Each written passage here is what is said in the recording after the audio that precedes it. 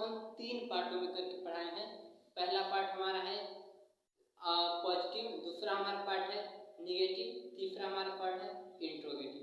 तो हम तीसरे पार्ट को पढ़ाने जा रहे हैं इंट्रोगेटिव। पार्ट नंबर हमारा 3 यहाँ पढ़ेंगे इंट्रोगेटिव के बारे में। ठीक, क्या पढ़ेंगे? इंट्रोगेटिव।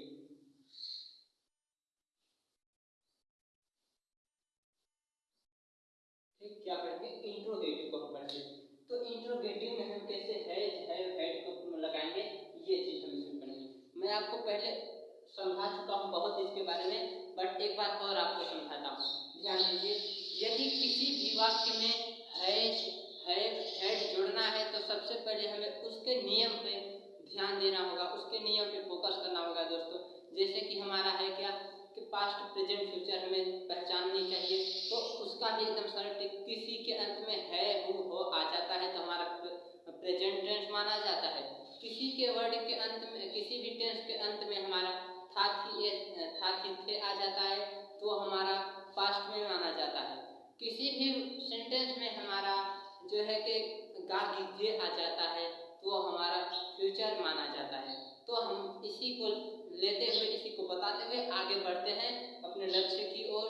तो हमारा आज का लक्ष्य ये है कि हमारा lesson 13 use of have head part 3, इसको हमें समझाना है और आपको समझना है। तो ध्यान दीजिए, शुरू करते हैं। हम इंट्रोगेटिव बताएंगे। हमारा वही वाला नियम है, इन वाक्यों के अंत में रखता है, रखती है, रखता था, रखती थी, रखते थे, पास्ट है, पास्ट थी, पास्ट था, पास्ट थे आदि। ऐसे शब्द जब आएंगे, किसी भी शब्द मतलब कि किसी भी टेंस में, किसी भी सेंटेंस में इन वर्डों में से कोई एक वर्ड आ गया तो समझ लीजिए कि आपको वहाँ हैज, हैव, हैड इन तीनों में से एक को लगाना है। बट कैसे लगाना है? यदि हमारा पास्ट रहेगा तो हैड को लगाएंगे, प्रेजेंट रहेगा तो हैज, हैव में से किसी एक को लगाएंगे। हम आगे चलते हैं। जैसे मैंने आपको पहला एग्जाम्पल दिया कि क्या उसका कोई भाई है? क्या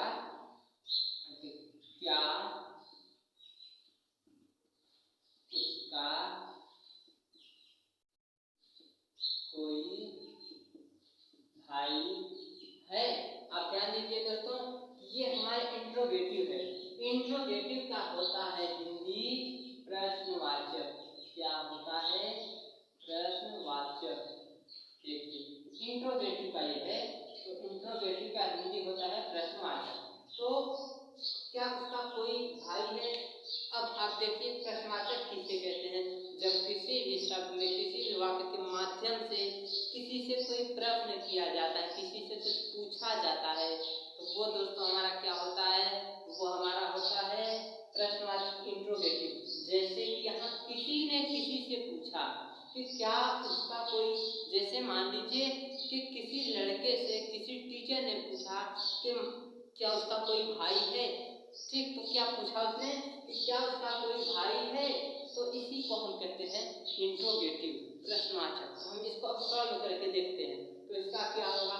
तो हम ये एक बात और जान लेते हैं। ये जानते हैं किसी भी वर्ड में यदि इंग्लिश बनाते समय ट्रांसलेट कर रहे हैं जैसे, और सबसे पहले हमारा क्या आ जाता है, जैसे ये क्या आ गया ना, तो शुरुआत में सबसे पहले एकदम हमारा यदि क्या आ जाता है तो हम वहाँ क्या की अंग्रेजी नहीं लगाते, तो हम यहाँ क्या की अंग्रेजी छोड़ देंगे, इसके बाद चलेंगे आगे। तो हम आगे जाके कहाँ पहुँचेंगे कि ये हैज या हैव लगाएंगे, क्या लगाएंगे, हैज या हैव और या हैड। ध्यान दीजिए, ये हमारा जो है एक वचन, ये बहुवचन, ये जो है पास्ट के भी एक वचन बहुवचन दोनों में काम करता है। ठीक, तो क्या का हम छोड़ देंगे, इसके आगे बढ़ते हैं। तो क्या का हम छोड़ देंगे क्योंकि क्या हमारा सबसे पहले आ गया, तो इसके बाद आता है क्या लगाएंगे, हैज या हैव में से। एक वचन है या बहुवचन दोस्तों, ये हमारा जो है सिंगुलर है, एक वचन। तो एक वचन के लिए हैज लगाते हैं। ठीक, क्या लगाएंगे, हैज। इसके बाद हैज के बाद हम क्या लगाएंगे कि सॉरी, इसके पहले हमें कुछ और लगाना है। तो इसके पहले हमें क्या होगा, देखिए सबसे पहले लिखेंगे हैज, हैज, हैज के बाद हम लिखेंगे उसका, यानी कि ये हमारा है हैज यानी कि पास। तो अब लिखेंगे उसका। तो ही माने क्या होता है, उसका। तो ही माने उसका, तो ही हैज और एनी यानी कोई, कोई को अंग्रेजी में क्या कहते हैं, एनी यानी कि कोई होता है, ANY, एनी। अब एनी के बाद brother, BROTHER, has he any brother, क्या हुआ, हैज ही एनी ब्रदर। तो इसका हिंदी क्या होगा कि क्या उसका कोई भाई है, क्या उसका कोई भाई है। आप ध्यान दीजिए यहाँ पे क्या का हम छोड़ दिए हैं, इसलिए छोड़ देते हैं कि आपको मैंने अभी बता दिया था कि किसी भी सेंटेंस में, किसी भी टेंस में हम ट्रांसलेट करते समय सबसे पहले यदि हमारा क्या आ जाता है, उस क्या की अंग्रेजी हम नहीं लगाते। तो यहाँ क्या की अंग्रेजी नहीं लगाई, इसके बाद आगे बढ़ गए तो क्या हुआ, हैज ही एनी ब्रदर। अब हमारा नेक्स्ट एग्जांपल देखें तो नेक्स्ट एग्जांपल हम आपको क्या देते हैं, नेक्स्ट एग्जांपल हम आपको ये दे देते हैं, उनके पास खिलौने कहाँ हैं। ठीक, मैं क्या कर देता हूँ कि उनके पास खिलौने कहाँ हैं।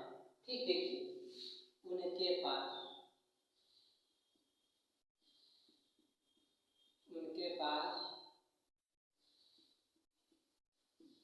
खिलौने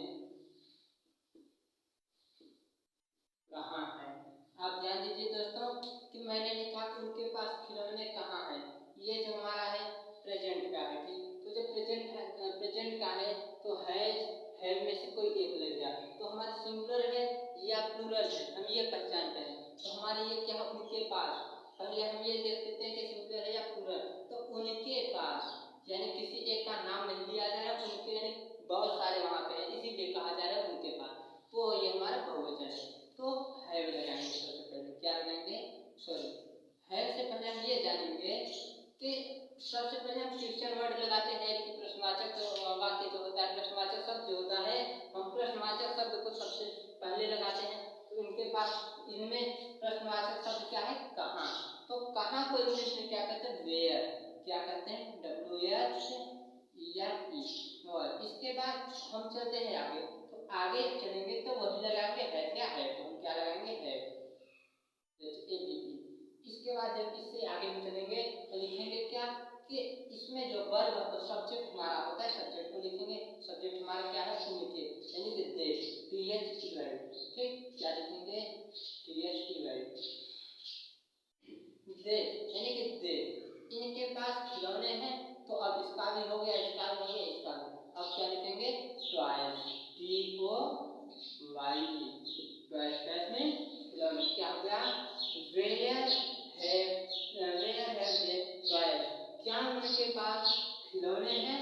तो हमारा ये एग्जांपल देखिए दोस्तों इस तरह का बन गया। हमारा नेक्स्ट एग्जांपल जो है उसको अब एग्जांपल होगा, क्या सालू के पास घर थे, क्या सालू के पास घर था। देखिए, क्या सालू के पास घर था। यहाँ पे हमारा जो ये होगा, और सॉरी यहाँ पे जो मैंने बड़ा ठीक कर दिया, छोटा ठीक होगा। ठीक, इसके बाद यहाँ पे मिस्टेक किया है, और यहाँ पे हमारा जो होगा क्वेश्चन होगा। तो अब देखिए कि क्या सालू के पास घर था। तो अब हम यहाँ देखते हैं कि इसमें हमारे क्या, हमारे जो है सबसे पहले आ गया। तो हम दोस्तों जानते हैं कि किसी भी सेंटेंस में, टेंस में यदि हमारा क्वेश्चन वर्ड के रूप में क्या हमारा सबसे पहले आ जाता है, तो क्या की अंग्रेजी हम नहीं लगाते हैं। तो हम क्या की अंग्रेजी नहीं लगाएंगे, आगे बढ़ जाएंगे। आगे हमें मिलेगा दोस्तों क्या, हैज या हैड। तो ये क्या था, तो था के लिए यानी कि पास्ट में है था, तो था के लिए हम हैड का प्रयोग करते हैं। तो हैड को हम इसमें लगाते हैं, तो क्या होगा, हैड। इसके बाद हैड के बाद दोस्तों हम देखेंगे सालू, तो क्या होगा, सालू। ठीक ना, सालू, हैड सालू। इसके बाद अब क्या कि क्या सालू के पास घर था। तो क्या पूछा जा रहा है सालू से कि सालू के पास क्या घर था। तो भाई घर, एक ही घर के बारे में पूछा जाता है, 10 घर के बारे में नहीं पूछा जाता, हम एक ही घर के बारे में पूछते हैं। तो ए यानी कि अ, तो अ हाउस। ठीक, यहाँ क्या होगा, अ हाउस, यानी कि हैड सालू अ हाउस, हैड सालू अ हाउस।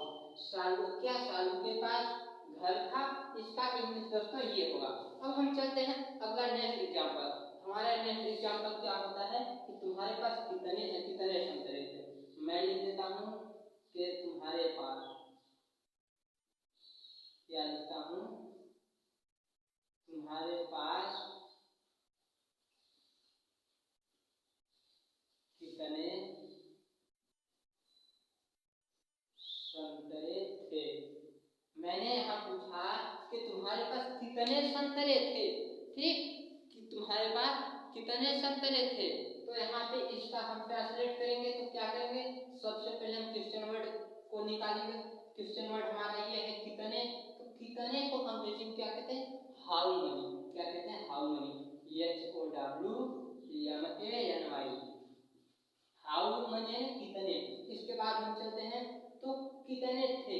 अब हम ये थे हमारा है तो था, ठीक है, पास्ट में जाता है, आपको पता है, तो पास्ट के लिए हम क्या लगाते हैं, हेड का प्रयोग करेंगे, क्या, हेड। इसके बाद हेड के बाद क्या आएगा कि तुम्हारे पास क्या थे, संतरे, यानी कि ऑरेंज, क्या ORANGES, ऑरेंज, ठीक। जैसे संतरे थे लेकिन किसके पास, तुम्हारे पास, ठीक। क्या होगा यहाँ, यू,